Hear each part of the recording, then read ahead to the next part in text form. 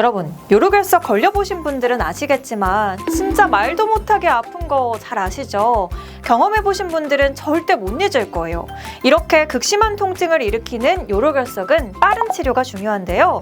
요로결석 치료 방법 중에서 가장 대표적인 것은 체외 충격파 쇠석술입니다. 그런데 충격파? 많이 아픈 거 아니야? 다른 장기가 다치면 어떡하지? 이런 고민하시는 분들 꽤 많으신 것 같은데요.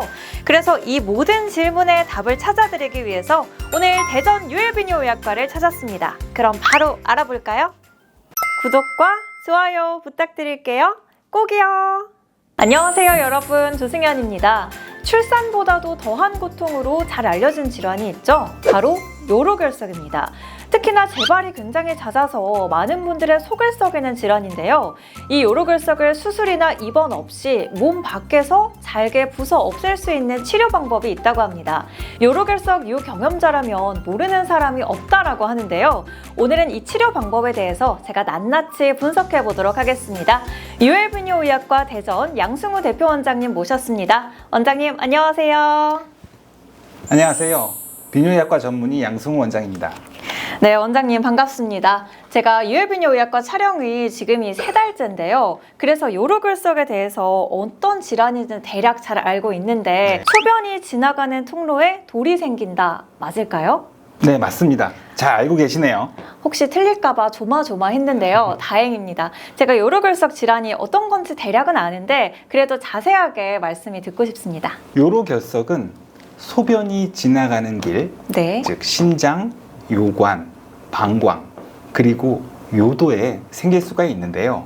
우리 몸에 있는 소변에 여러 가지 칼슘을 포함한 미네랄들이 농축이 되면 결정화가 돼서 생길 수 있는 질환입니다. 미네랄이나 칼슘 이런 영양소라고 하면 저는 마냥 좋은 게 아닌가? 라고 생각을 했는데 이게 너무 과다하면 결석으로 만들어줄 수 있는 건가 봐요. 네, 적당하게 있으면 우리 몸에 도움이 되는 거고요. 그리고 우리 몸에 필요 없는 것들은 대부분 소변을 통해서 배출이 되는데 너무 과도하게 배출이 되고 그 순간 소변이 농축이 되어 있으면 결정화가 돼서 요로결석이 발생할 수 있는 거죠. 네, 원장님 말씀을 들어보니까 요로결석이 어떤 거였는지 정확하게 다시 생각이 나는 것 같은데요.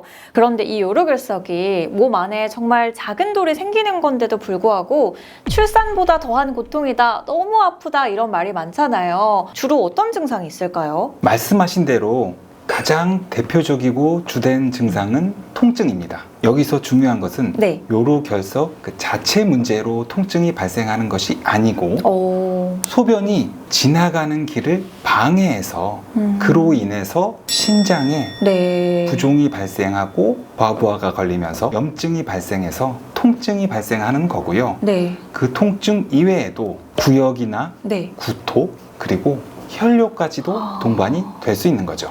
그렇군요. 심한 통증만 있는 게 아니라 소변에 피가 같이 나오는 혈뇨, 그리고 구역질, 구토까지도 나온다고 하니까 너무 불편할 것 같은데요. 꼭 병원에 와야겠어요. 맞습니다.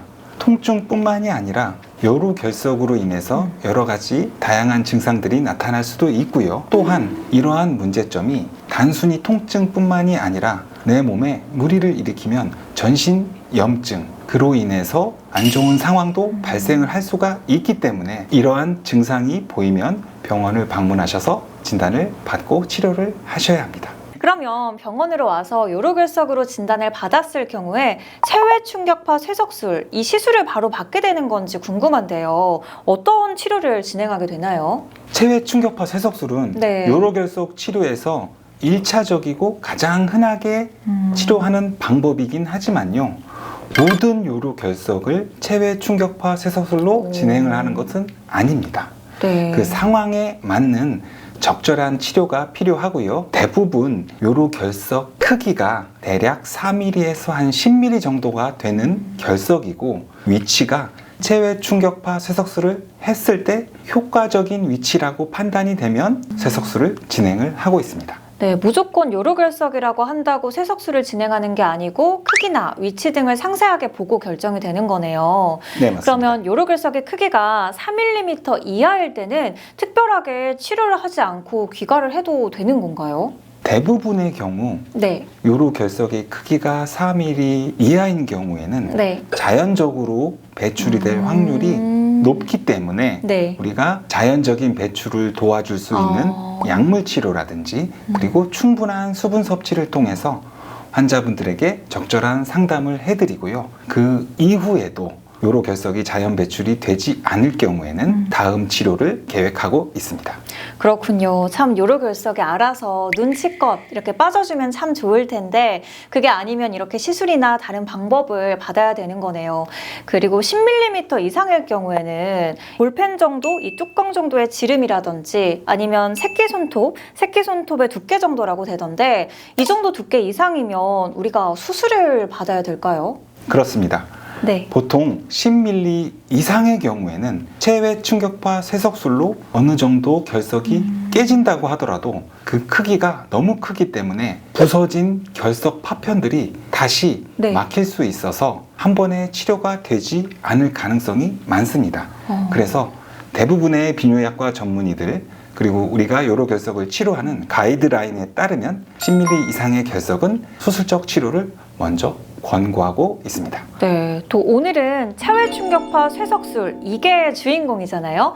그래서 체외 충격파 쇠석술에 대해서 본격적으로 이야기를 해볼까 합니다. 사실 체외 충격파 쇠석술이 ESWL의 약자라고 알고 있는데 어떤 내용의 약자인지 여쭤봐도 될까요? 네, 특별히 뭐 복잡한 용어는 아니고요. 네. 익스트라 콜포리얼 샥 웨이브 리소트립시 말 그대로 몸 밖에서 충격파를 발생시켜서 네. 그 파동의 충격파를 우리 몸 안으로 보내서 정밀하게 돌을 타격하고 적절한 크기로 잘게 부순다. 이러한 간단한 개념입니다. 어려운 용어일 거라고 생각을 했는데 원장님이 설명해 주시니까 쏙쏙 이해가 됐습니다. 그런데 이 충격파를 쏜다는 말이요, 좀 무섭게 들리기도 하고 많이 아프지 않을까? 마취가 필요하지 않을까? 하는 이런 걱정도 듭니다. 치료 과정이나 통증은 어떻게 되는지 궁금한데요. 많이들 걱정하시는 부분인데요. 일반적인 경우에 체외 충격파 쇠석술 자체의 통증은 그렇게 심하지는 않습니다. 적절한 에너지를 우리 몸에 부담이 없는 정도의 상태로 적절한 시간 동안 보내주는 개념이기 때문에요. 일반적으로 간단한 진통제나 소염제 정도를 투여를 받으시고요.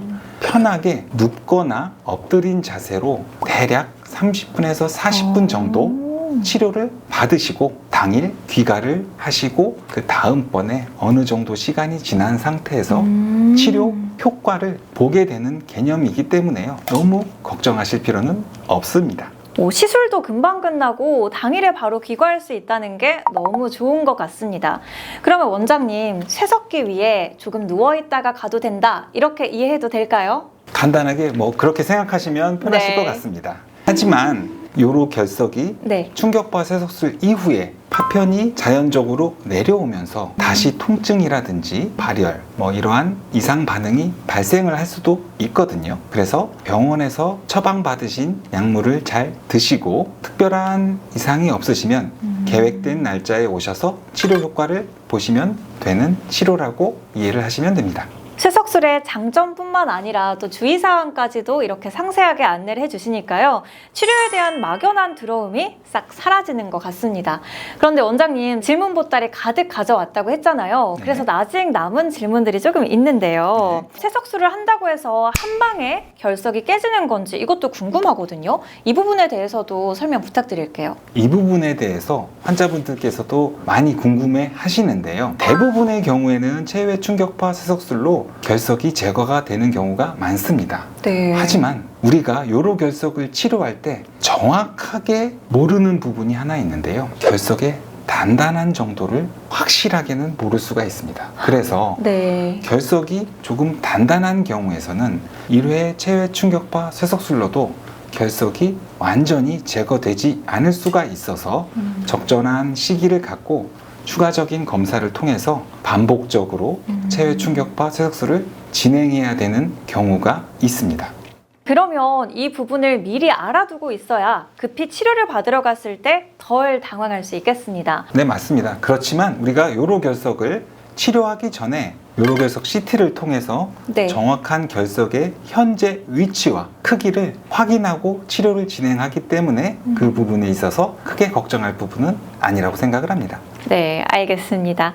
그러면 이제 정말 마지막 질문을 해보려고 하는데요. 많은 분들이 충격파를 쏘면 주변 장기도 다치는 거 아니야? 이런 우려를 하시는 경우도 있더라고요. 원장님, 이 부분에 대해서는 어떻게 보시나요? 예전에 네. 우리가 초등학교 때 네. 돋보기를 갖고 햇빛을 모아서 어떤 지점에다가 뜨겁게 온도를 높여서 기억합니다. 하는 실험 기억하시나요? 네. 이 체외 충격파 쇠석술의 원리가 그와 같습니다. 한 초점 지점에서 네. 충격파를 발생시켜서 우리가 결석이 있는 위치에 정확하게 두 번째 초점을 대고 그 충격파를 보내는 원리입니다.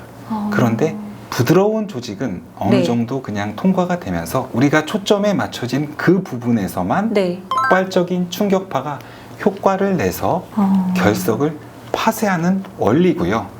수많은 연구 결과를 통해서 네. 크게 부담이 없는 에너지 그리고 횟수, 시간대를 많은 비뇨약과 의사 선생님들이 네. 그동안 연구를 해온 바탕으로 우리가 치료를 하기 때문에 크게 우리 몸의 다른 장기 손상에 대해서는 많은 걱정을 할 필요는 없다고 생각을 합니다. 네, 그러면 체외 충격파 쇠석술이 다른 장기까지 영향을 미치는 우려는 전혀 할 필요 없다. 이렇게 생각하면 될 것 같습니다. 오늘 이렇게 원장님 말씀을 들어보니까요. 체외 충격파 쇠석술이 생각보다 훨씬 간단하고 또 부담도 적은 시술이라는 걸 알게 됐습니다. 언제 받을 수 있는 건지, 아프진 않은지, 다른 장기에 영향은 없는 건지 여러 걱정을 가지고 계셨을 텐데요. 오늘 이 영상이 속 시원한 해답이 됐으면 좋겠습니다. 저도 오늘 이렇게 정보를 전달하고 오해를 풀어드릴 수 있는 시간이 돼서 너무 뜻깊은 시간이었습니다. 오늘 좋은 말씀 해주신 양승우 원장님 감사합니다. 네, 감사합니다. 여러분, 오늘 영상도 도움이 되셨다면 유엘의 캐녀드림 구독과 좋아요 부탁드리고요. 저희는 더 유익한 의학 정보를 들고 다시 찾아오겠습니다. 감사합니다. 안녕.